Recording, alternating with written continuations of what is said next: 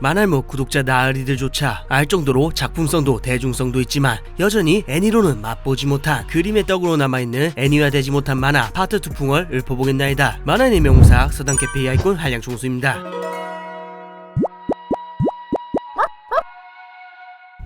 하루아침에 무너진 초라한 일상, 하지만 왠지 가슴이 벅차오른다. 하나자와 켄고의 I am a hero. 2009년 비코미 스피리츠에서 연재를 시작한 좀비 호러 아포칼립스 I am a hero. 유명 만화가를 꿈꿨으나 연재했던 데뷔작은 바로 잘리고 유일한 안식처인 여친은 잘나가는 만화가인 전 남친을 여전히 무지성 서킹하는지라 에로만화 어시스턴트로 일하면서 시궁창 같은 현실에 잠식되어 가던 초라한 청년 스즈키 히데오가 갑자기 터져버린 좀비 사태로 무너져버린 세상에서 발버둥치는 모습을 그려냈죠. 짠하디 짠한 지독하게 현실적인 주인공, 재난 속에서 드러나는 처참한 인간 군상, 그리고 뒤틀린 영웅 판타지다운 예측 불허의 전개를 통해 기존과는 차별화된 역대급 좀비 만화로 큰 사랑을 받죠. 하지만 2017년 완결난 이래 26년 현재까지도 애니화 소식은 전혀 들려오지 않고 있는 실정입니다. 영화는 애진작에 나왔는데 심지어 작가의 후속작인 병마 블랙 코미디 언더닌자 역시 훨씬 더 마이너한 소재인데다가 인지도도 더 낮은데 진작에 애니화됐는데 여전히 우리의 히데오는 애니로 만나보지 못하고 있죠. 아무래도 수위도 수위고 인간의 추악함과 부조리함을 묘사하는 게 너무 현실적인지라 선뜻 애니화하기 어려워서 그런 게 아닐까 합니다. 그래도 언젠가는 원작에서 아쉬움이 남았던 후반부와 결말을 애니만의 방식으로 더욱 다듬어 우리의 히데오가 영웅이 되어가는 그 뭉클한 여정을 언젠가는 애니로 만나볼 수 있기를 기대해보죠.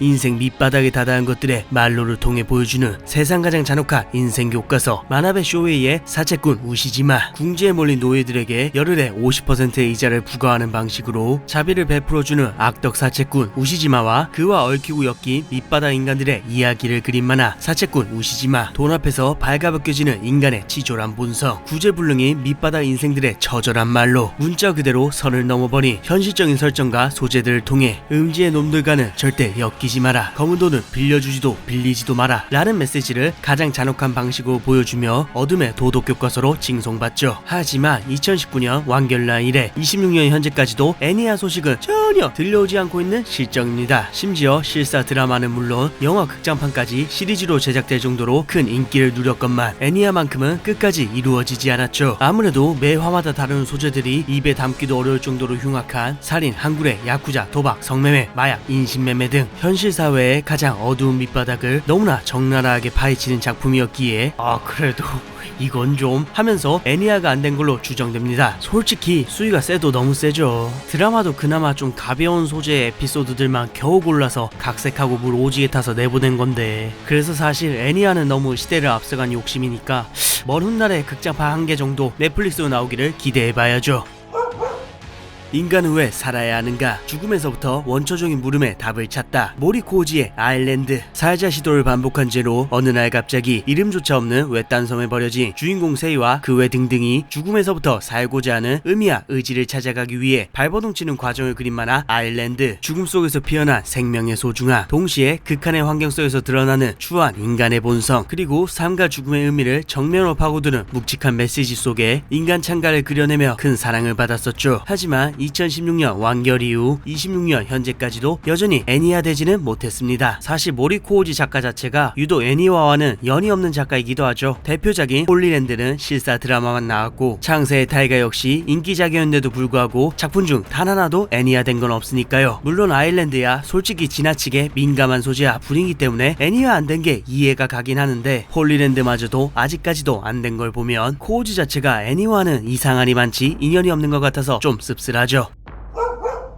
모든 걸 부셔버리는 무자비한 폭력을 곁들인 거짓말을 먹는 자들의 목숨을 건 도박, 사코 토시오의 도박마 거짓말 사냥꾼 바쿠. 거짓말 사냥꾼이라는 별명으로 불리는 카케로 역사상 최강의 갬블러 바쿠가 뒷세계의 각종 도박판에 뛰어들어 거짓말쟁이들을 먹어치우며 카케로에 맞서 싸우는 과정을 그린 것이 바로 도박마의 대략적인 줄거리입니다. 치밀하게 설계된 천재들의 라끈한 두뇌전, 기존의 뇌지컬 중심 도박 만화와는 차별화된 장르를 초월한 수준의 뽕마 차오르는 액션 작화, 그리고 매 순간 독 독자들의 통수를 후려치는 반전과 심리전으로 도박만은 도박, 액션, 스릴러를 완벽하게 버무린 일본 도박 배틀 만화의 정점으로 손꼽히는 명작이죠. 하지만 2018년 완결 이후 26년 현재까지도 여전히 정규 애니는 나오지 않았죠. 물론 처참한 퀄리티의 실사 영화와 OVA가 나오긴 했지만 그 어느 것 하나 원작의 방대한 서사와 매력을 제대로 보여주지 못한 씹졸작이기에 팬들에게는 애니도 영화도 사실상 아직 나오지 않은 전설의 작품으로 취급당하고 있죠. 개인적으로 도박에서 승리를 쟁취해낸 바쿠가 특유의 그 오만한 표정을 지으면서 조롱하듯 내뱉는 그 대사를 정말 사랑하는지라 이 팬이 되어도 좋으니 죽기 전에 꼭 애니로 만나보고 싶네요.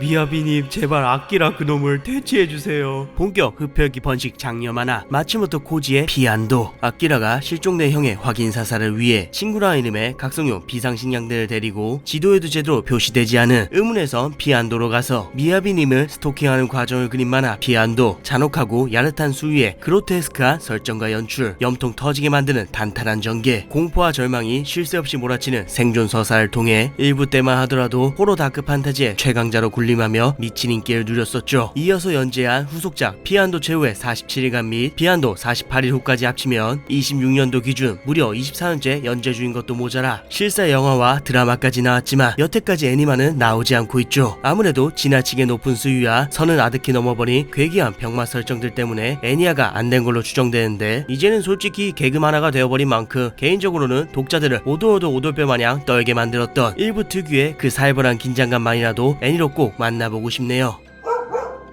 고독하다, 어쩌면 죽을지도 모른다. 그럼에도 이루고픈 목표가 있다. 사카모토 시니치의 고고한 사람. 산과 클라이밍의 매력에 빠져든 주인공 모리 분타로가 세상과 점점 멀어져 가면서도 오직 산만을 바라보며 자신만의 정상을 향해 나아가는 과정을 그린 것이 고고한 사람의 대략적인 줄거리입니다. 숨소리마저 들릴 듯한 정적과 여백, 산을 오르는 행위 자체를 삶과 고독의 은희로 풀어낸 철학적인 연출, 포브스 선정 만자들의 최애 애니 유튜브 채널 서당캐페 작가의 신에 꼽힐 정도로 신들린 솜씨를 가진 사카모토 시니치의 압도적인 작가 등을 통해 한 인간의 삶과 고독, 집착과 구원을 그려내 최고의 등산 만화라는 극찬을 받으며 지금까지도 시니치 최고의 걸작으로 평가받고 있죠. 하지만 2012년 완결 이후 26년 현재까지도 애니화 소식은 여전히 들려오지 않고 있습니다. 사실 시니치도 애니화와는 연이 없는 작가죠. 대표작인 이노센트 시리즈까지 쳐도 애니화된 작품이 단 한 편도 없습니다. 아무래도 특유의 압도적인 그림체와 독백과 여백으로 완성되는 철학적인 연출, 그리고 결코 가볍지 않은 소재들을 생각해보면 애니화가 쉽지 않은 것도 당연하긴 한데, 그래도 고고한 사람만큼은 이제 클라이밍과 등산이 세대를 가리지 않고 보편화된 시대이니만큼 애니로 꼭 만나보고 싶네요.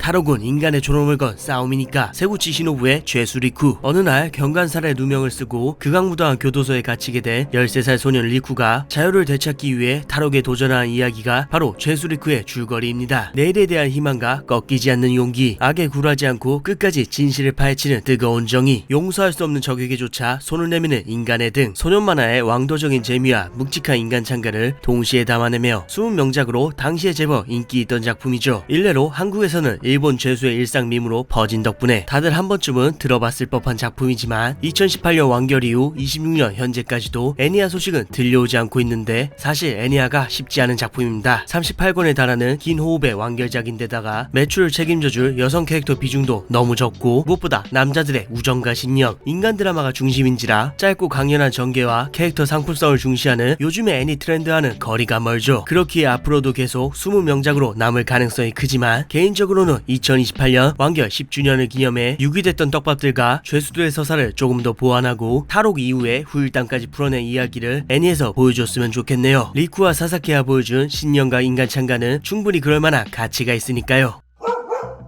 진정한 초밥 먹는 법을 알려준 요리 배틀물의 시초, 대리사와 다이스케의 미스터 초밥왕 시리즈. 아버지의 초밥집을 지키기 위해 도쿄의 초밥면과 봉초밥으로 들어간 소년 세키구치 쇼타가 국내외 초밥 요리사들과 경쟁하며 최고의 초밥 장인으로 성장해 나가는 과정을 그린 만화 미스터 초밥왕. 이마트 타임세일 초밥마저 하이엔드 오마카세처럼 보이게 만드는 화려한 말빨, 침이 질질 흐르게 만드는 초밥 묘사, 손에 땀을 쥐게 만드는 여러 요리 배틀 전개 속 피어나는 장인 정신이 담긴 뜨거운 인간 찬가로 90년대 소년 만화 특유의 왕도적인 재미를 완성해내며 일본 요리 만화의 대명사 중 하나로 크게 명성을 떨치죠. 하지만 26년 현재까지도 정규 애니 시리즈는 끝내 제작되지 못했습니다. 물론 실사 드라마와 단발성 TV 스페셜 애니가 딱 한 편 나오기는 했지만 70건이 넘는 원작의 방대한 성장 서사를 담아내기에는 턱없이 부족했죠. 아무래도 당시에는 지금처럼 장기 만화를 시즌제로 나눠 몇 기씩 제작하는 문화 자체가 거의 없었던지라 미스터 초밥왕 역시 긴 분량과 섬세한 요리 묘사까지 요구되는 제법 손이 많이 가는 작품이다 보니 끝내 정규 애니와는 인연이 닿지 못했던 것 같습니다.